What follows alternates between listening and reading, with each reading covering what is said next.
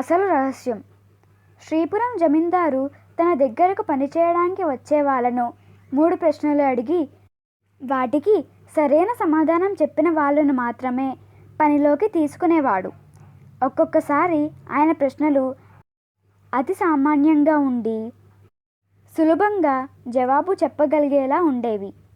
మరొకసారి ఎవరికి అంతుపట్టని విధంగా కఠినంగా ఉండేవి.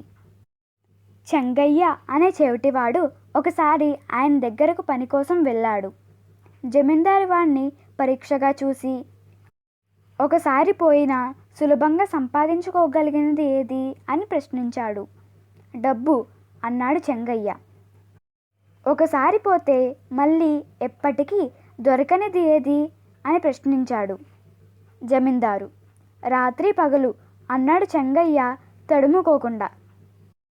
సాయం చేసిన వాడికి సాయం పొందినవాడు ఎంతకాలం కృతజ్ఞతగా ఉండాలి అని ప్రశ్నించాడు జమీందారు.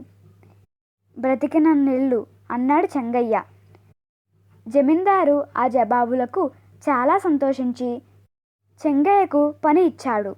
అయితే కొద్ది రోజుల్లోనే ఆయనకు వాడు చెవిటివాడని తెలిసి, ఒరే, ఆ రోజు నా ప్రశ్నలకు ఎలా సమాధానం చెప్పగలిగావు అని గట్టిగా అరిచాడు. అంత గట్టిగా అరిచి అడిగిన ప్రశ్న వినిపించడంతో చెంగయ్య, అయ్యా, తమరడిగిన 3 ప్రశ్నలు నా జవాబులు ఇంకా గుర్తున్నవి. ఏం కావాలి నీకు అని అడిగారనుకుని డబ్బు అన్నాను.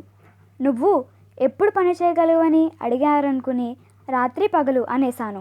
3వ ప్రశ్నగా ఎంతకాలం పని చేయగలవని అడిగారనుకుని బ్రతికినన్నేళ్ళు అన్నాను అని చెప్పాడు చెంగయ్య. ఓరి చెవిటి వెధవా, ఇదా నువ్వు నా దగ్గర పని సంపాదించిన అసలు రహస్యం అంటూ పొట్ట చెక్కలయ్యేలా నవ్వుకున్నాడు. ధన్యవాదాలు.